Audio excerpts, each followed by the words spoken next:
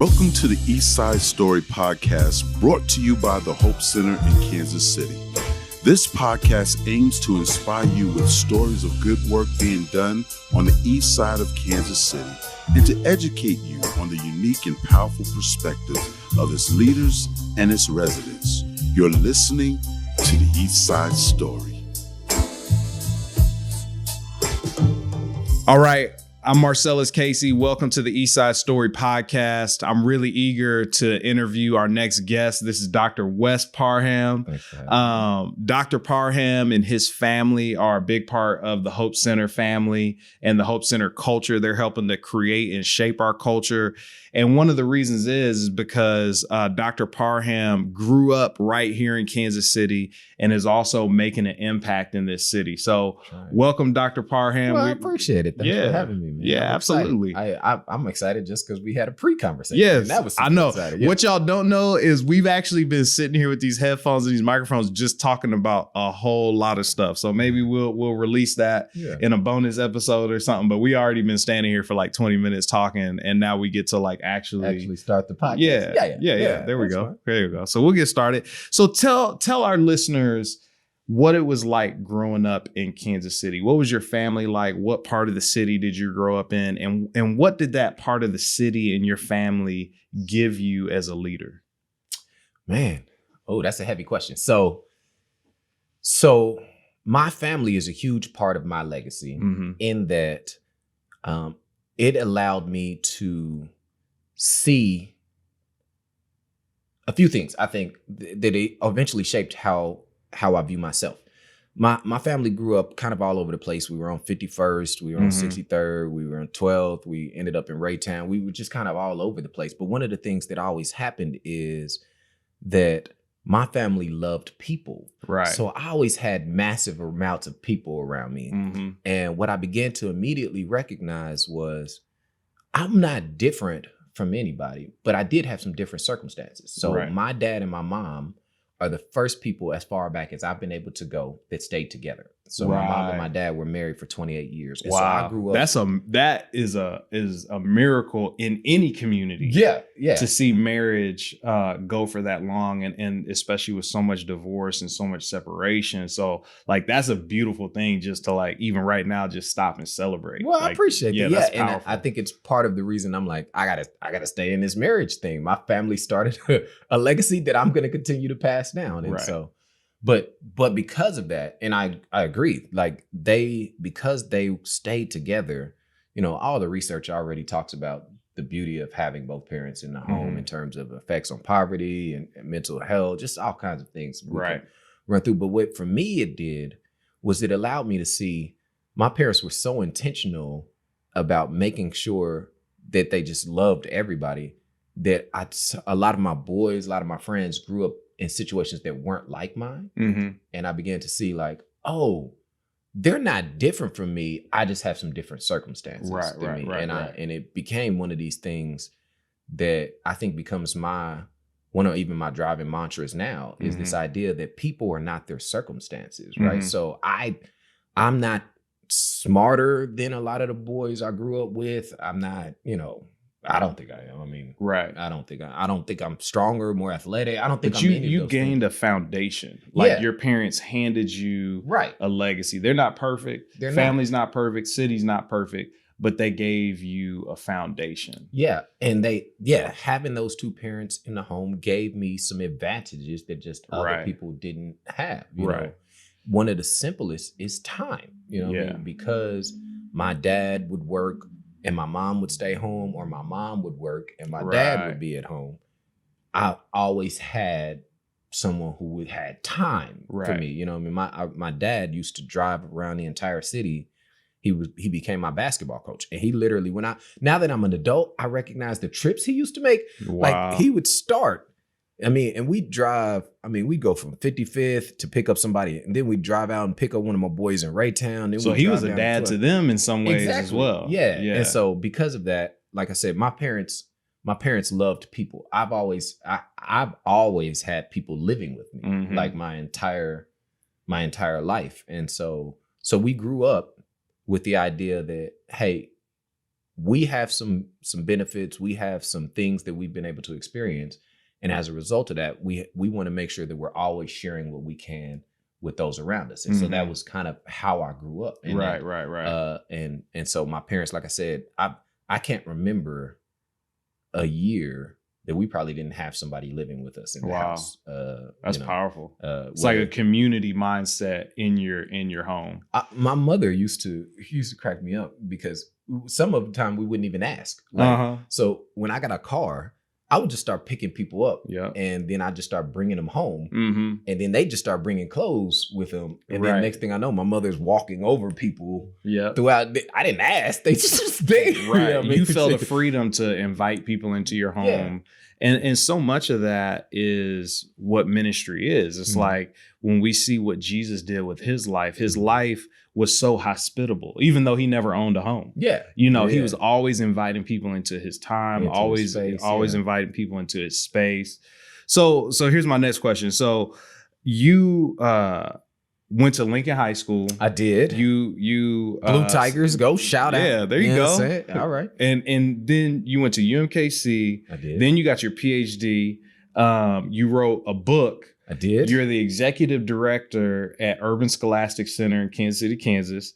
And you also do consulting with leaders. Okay. So like that's a lot of stuff in a legacy. We say it like that, it feels like that. I don't know. Yeah. Right. Yeah. We say it like that. So let's talk about before you went to Lincoln High School, before you went to UMKC, before you were an executive director. Who was your leadership influence when you were growing up? Like what kind of birthed your vision for leadership?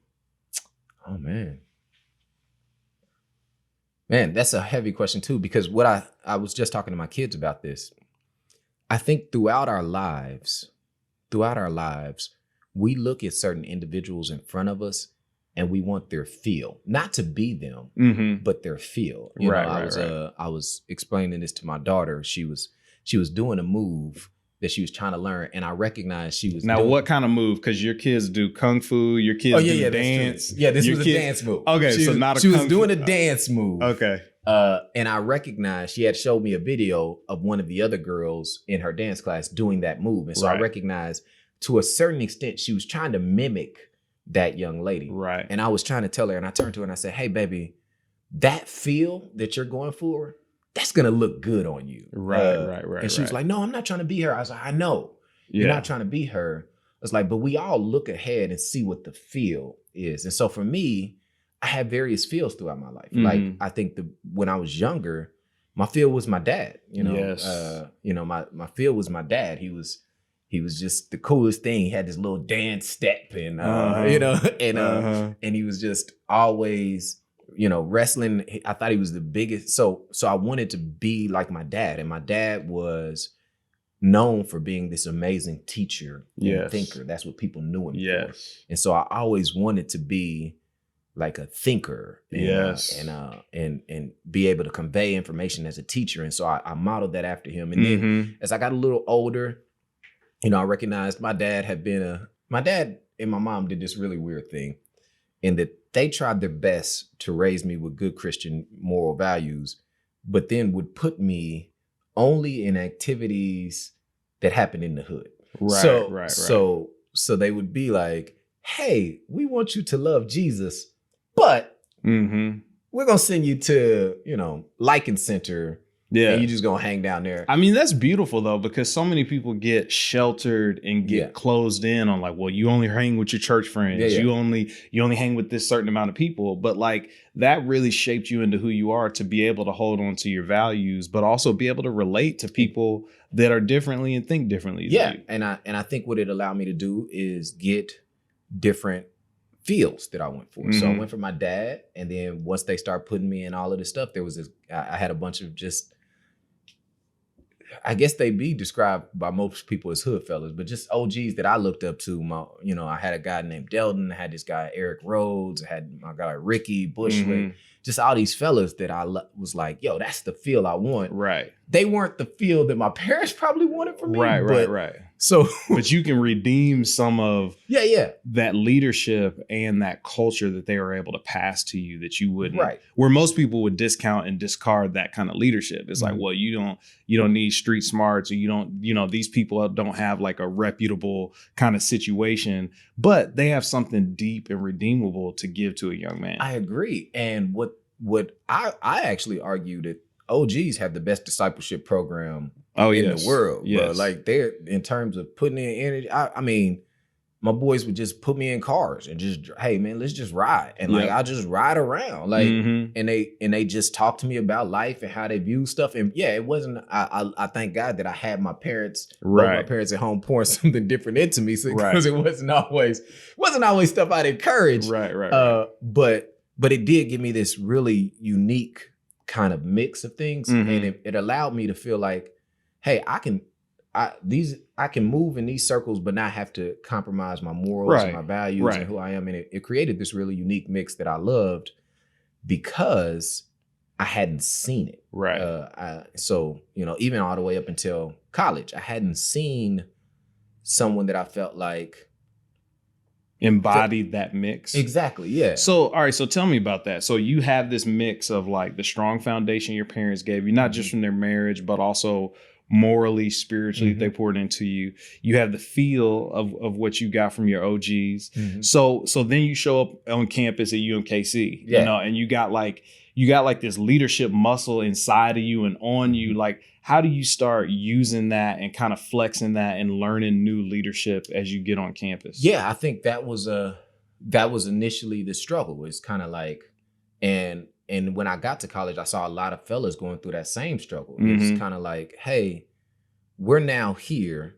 We're obviously not necessarily in the same situation, whatever the circumstances, whatever the reasons that a lot of our boys are from. Right. But we are in a different one, but we're certainly not in the same situation as many of these individuals who are on this college campus. Yeah, you find yourself kind of stuck in the middle. Yeah. Like, man, I'm in this privileged spot. Yeah. And then, but then it's like, I'm not as privileged as some of the folks that I'm now around. Or even culturally, it's kind of like, hey, I come from this kind of approach to life. And these individuals are coming and they're talking about skiing and lake houses. Right. And so when they get on, they just talk about different things. And, one of the things that, a perfect example, and I hate to get too scholarly, but Ruby Payne puts a framework of poverty. You ever read this one? No, I haven't. Okay, but one of the things she does that I really love is she talks about how the income level, the socioeconomic level that you grow up in often influences a bunch of the ways you value things. One of the big things that she talks about as an example that really helps me is news. Okay. Right? Like when you grow up in a low socioeconomic level, usually news is local because it's what matters to you. Hey, did you hear about what happened down on 27? Right. Hey, did you hear your boy did this? So you don't normally think. But when you start to get into the middle income levels, news is usually national. So they want to know, hey, do you know what Republicans, Democrats think, all that kind of stuff. Right.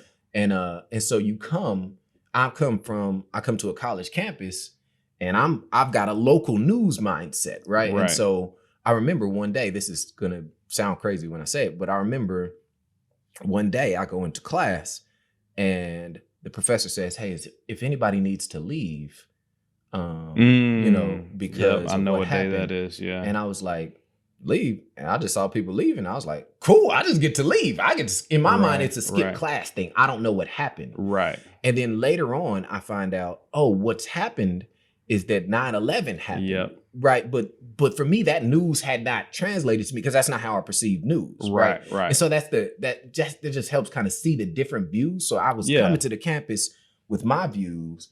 And they have different values and views. And so when I got there, I didn't know how to kind of mesh those two. Right. But I did have a friend who had gone before me. Yes. The importance of elders and all of that kind of thing. Who had gone before You're me. not saying he's old. You're just saying he's elder. He's like, no, just playing. No, no, his name's Gary. Yeah. Gary Bikes.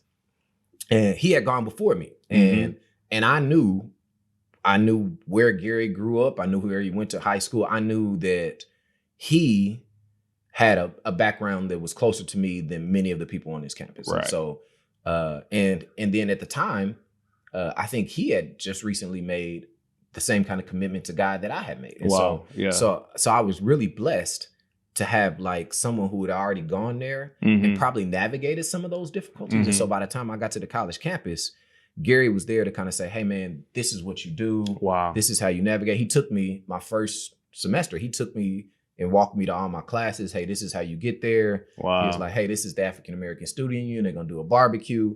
And so he'd begun to already pave some of that path. Right. So I was lucky. Right. Because I had someone who had kind of gone before me. Right. And so actually, when we got to college, people even thought we were brothers. They would be like, that should, because I had walked into a situation and I had someone who had already kind of put the feel Right. that I was looking for, you know, because the feel, I didn't want to come in and feel like one of the things I hate is that oftentimes in our culture, we demonize the culture that's been built by African Americans, right? Right. We somehow act like that's a wrong Right. culture instead of a different one. Right. And what we tend to do, and this is what they even teach you, they'll tell you this as you start getting into more professional, they'll tell you that you begin to let go of some of those people and things that you valued in order to move into whatever. Right. And they'll couch it as, oh, well, you need to be more professional, or you need to be more, you know. But what they mean is assimilate. Exactly. That's what they mean. Yeah. And so I didn't want to do that. I didn't, because by the nature of what my parents had put into me, the idea of letting go of people is what it felt like to me. Like the culture that you're referencing is built into people. Right. So you're basically like, hey, you have to let go of those people to continue. And I just couldn't wrap my mind around that. Right. And so my boys would laugh and they'll tell you, I used to bring boys up to school who wasn't not a class at UMKC. Right, we just be all hanging out at the gym, or we would just do that because I didn't, that idea of like leaving didn't. Right. My parents have never. So you had like a home around you wherever you went. Yeah. And that's powerful and important. Oh, it is. Yeah. Oh, it's essential. Yeah, it's like a shield. It's like armor on you. And so Gary helped me with that initially. And then he introduced me to a guy. And this guy's name was Dr. Joe Seabrooks. He's still one of my mentors today. Yeah. And Dr. Joe Seabrooks was the first time I think I'd seen someone called doctor who seemed to still have the same kind of like swag and feel of the culture that I had came out of. Right. But was a big deal still academically and professionally. Right. And so I began to look and I was like, oh, that's possible? Yeah. Like, oh, I didn't know you could do that. Right. Because I'd never seen that. Yeah. And so once I saw Dr. Seabrooks, that actually became, and me and my wife just laughed about this with my kids the other day, is I saw that I didn't want to be Dr. Seabrooks, but that feel was what I was going to. Right. And that's what I feel like I got. That's what I feel like I am. I'm like, oh, that's my feel. Yes. I have finally arrived at the feel that I was shooting for. Yes. And that feels really good to me. And so I was blessed, like I said, because I had Gary who kind of had already navigated that and kind of shown me the steps and he introduced me to Dr. Seabrooks, who showed me, all right, this is how you take that swag, that culture, that innovative thinking, all of that stuff that you had experienced growing up. And this is how you bring that into the professional workplace. And so I hadn't seen that done, but I tell you, this dude was swagged out, man. Like when he just walked in, he was smooth. You could feel him. You didn't just see him in a room. You felt him into a room. Bro. He came in, but then he'd hit you, be like, yo, 4.0? And you'd be like, nah, he'd be like, you know what I mean? He's like, you were like, hold up, did this dude just challenge me? Did this dude just check me on a 4.0? Like, like, you know what I mean? Like, I've been checked before, but it been stuff like, yo, man up. But I ain't never had nobody check me on a 4.0. Right. You know, he'd be like, so you do that ambassador thing? Orientation leader? Yeah. You gonna run for TASU? Yeah. And I'm like, I hadn't. And so I was like, oh, I like this feel. Yeah, it was the swagger and the challenge. Yeah, that's powerful. You know, you'd see him. That's what I'm saying. He'd take his lunch breaks and he'd go play ball at the court. Like, you know, what profession? And And he's not playing ball like that dude who posts in the corner. Like he posts moving and he behind the ball. I mean, like, I'm like, is this Iverson crossovers? You know, I had never seen anything like that. And so it was real, and he was lefty. You know, lefties games just look smooth. Right. And so it was just a real cool thing. And so, like I said, I think that's kind of my progression. Is I went from my dad's field, and I still have that. Like I'm still a teacher. I still love to think.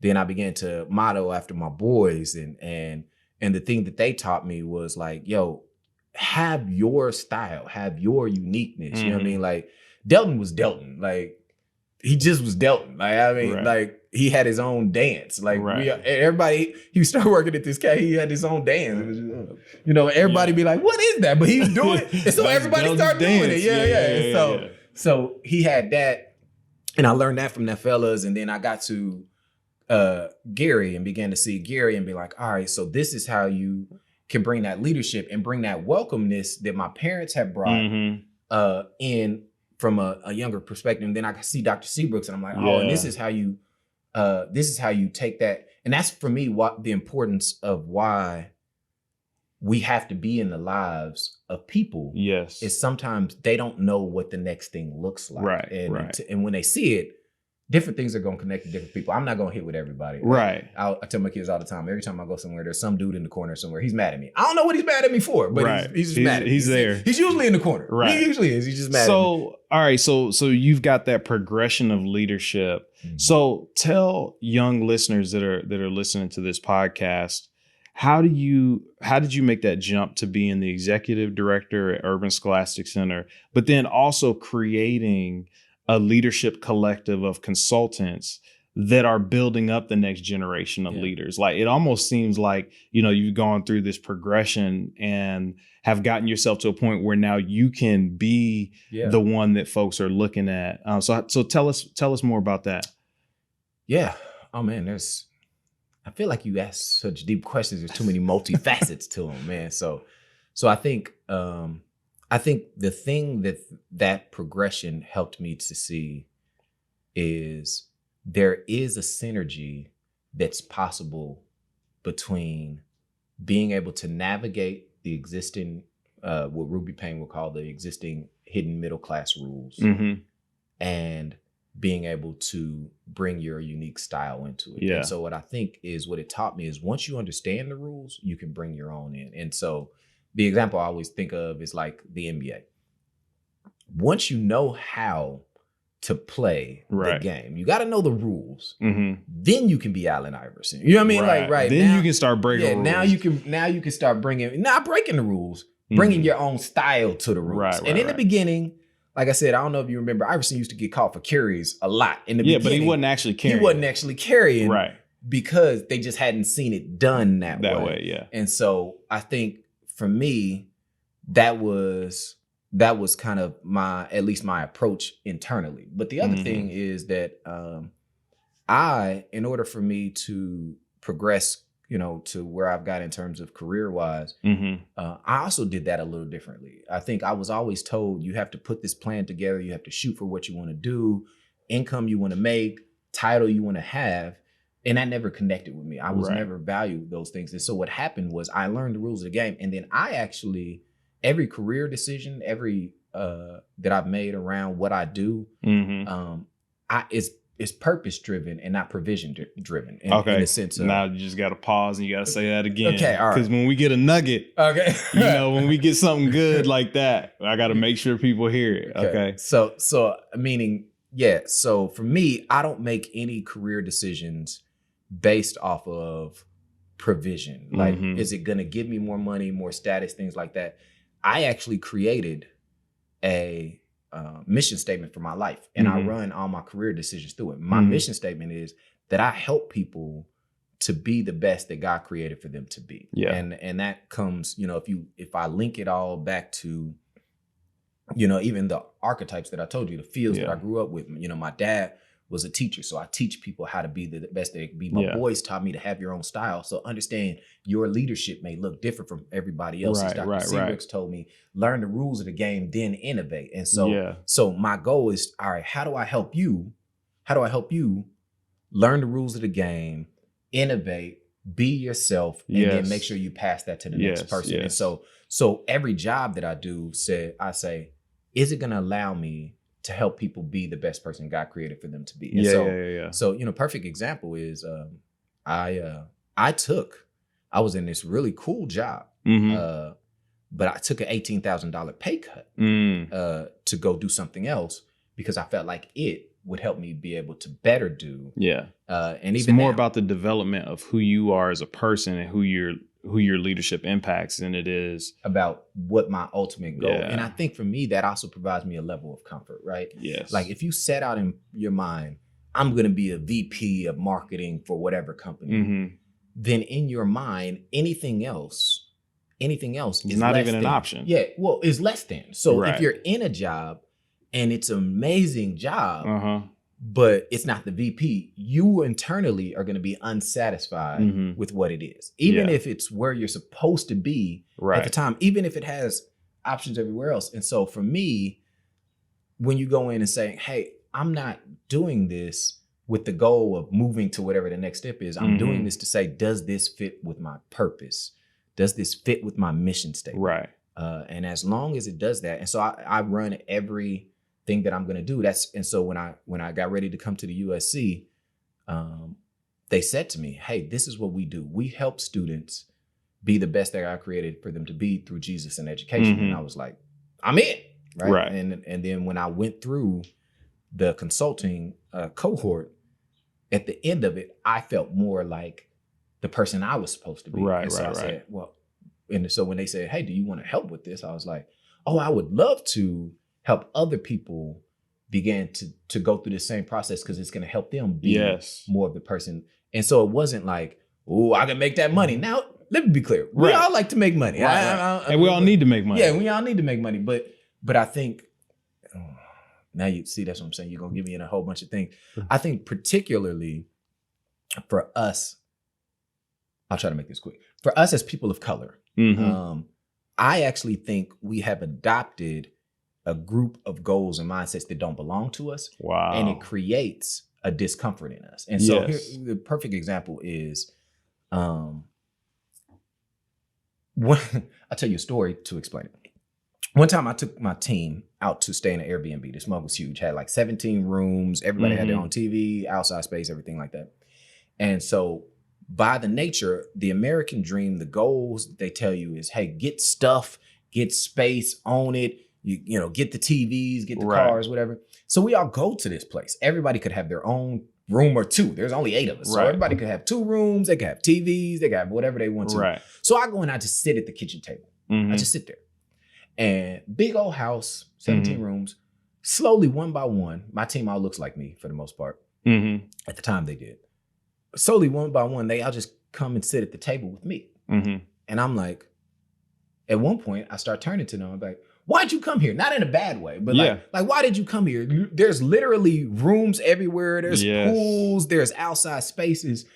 But what they began to recognize is those things aren't what's actually going to bring me joy. I want to be where the people are, right? Together. We value people. When I went to Ghana a few years ago to visit my nephew, in his house, he lived there. His dad lived there. His dad's mom lived there, and his mom's dad lived there. It's That's about 4 community. generations in the house. His name, and y'all can Google him if y'all want to. His name is Manifest. He's I think the 2nd largest rapper in Ghana. So he has no shortage of money. Right. He has no reason to have to stay there. Right. He could go build his own space, but he doesn't. Right. Because what they value is family and relationship. Yes. And that's the culture that we come from. So when we came over here and they told us, no, you got to get you some land, you got to get you a white picket fence, and so we start striving for that. Right. And then once we get it, we recognize, man, this wasn't really what I was looking for anyway. And so we've adopted a set of values and views. And Joy DeGruy in Post-Traumatic Slave Syndrome explains that the best way. That's an also phenomenal book if you haven't checked it out. But she explains it the best way, and why that's the case. You know, like if you come from tropical cultures where we historically are, you can grow year round, right? So you can. So if somebody comes and takes your food, what do? You grow some more. It's not like, you know what I mean? Right. But if you're in more arid areas where you can only grow 3 months of the year. Right. If somebody comes and takes your food, you die. So Right. what you do is you grow the food, then you start to put walls around it. Right. You got to protect it. Yeah. And now the more food you can gather, the better off you are. So, so the value becomes start gathering as much material stuff as you can, because that's going to be essential for your survival. Right. But if you're from a tropical culture, you're not worried about gathering as much stuff as you can. Right. You're worried about, hey, what's my relationship with you like? Right. Exactly. And so what happened is we imported this gather as much stuff as you can. Right. And that's literally how we define success here in America. Right. Do you got this much money? What kind of car are you driving? What do you own? How well have you protected all these things and gathered all these things? And then what's interesting is research indicates that after $80,000, I think it's 80. It's either 80 or 60. Your happiness level doesn't increase. Right. Based off your income. So for me, it's basically like, hey, once you have enough to meet your basic needs in our country, so if you aren't satisfied at 80, you're not going to be you're satisfied. You're never going to be satisfied. Yeah. Right. Like it doesn't. And that's what I think is happening to us is we've all set that we've adopted these goals that don't actually fit for us. And since when you try to chase goals that don't actually fit for you, then they either become unattainable, or when you do attain them, you don't recognize you attained them. Letdown. So you always you're always unhappy. Right. And I think, if we could get back to this idea of value being in people, which is what goes all the way back to my parents. Like I said, we've always had people would just matter to me. People matter to me more than anything. Yes. And so the idea with me building my career was never about, how much can I gather? How much can I put? But it was like, how many people can I actually make an impact in their lives? That's good. Over. And that's literally what's driven my career. Wow. I run my career through that. In fact, I just had someone call me and say, hey, we got this position. We want you to apply for it. It's probably going to pay you a lot more than what you're making right now. Right. But that's not the goal. And I told them no. I told them like I don't want to apply for it right now because that doesn't fit with where my life mission is. Right. And so how can people get a hold of you? As far as if they want to be a part of the Leadership Collective, kind of give everybody kind of your last, how they can reach you, what you're going after and things like that. Well, yeah. And it doesn't have to be for that. I can, like I said, I just love to talk. I love to connect with people. I share that with you. So, people can reach me a number of different ways. I have a little website, it's probably the easiest. drwestparham.com. drwestparham.com. That's drwestparham.com. drwestparham.com. That's correct. Okay. Or you can email me at drwest@drwestparham.com. Perfect. And like I said, I'd love to chat. I'm gonna stop hitting the mic at some point. It's okay. I don't know where it is. We're in a boxing gym. I mean, you gotta hit something. Yeah. That's what it is. I felt like I was like, I gotta punch something. So like I said, I love to connect. I love to help people be the best that they can be. And so if I can do that for anybody, then I'd love to do that. Okay. Well, man, I just want to thank you again. This has been Dr. Wes Parham sharing his leadership journey and experience with us. This has been a blessing, man, and would love to have you back. We also need to have the other Dr. Parham, Dr. Aisha Parham come. Augusta Parham. Yeah. She's the better doctor. Right. So, man, really appreciate you, and we look forward to the next time we can connect. I appreciate that. Thank you for tuning in to the Eastside Story Podcast. To learn more about the Hope Center, visit us at www.hopecenterkc.org or connect with us on social media at Hope Center KC.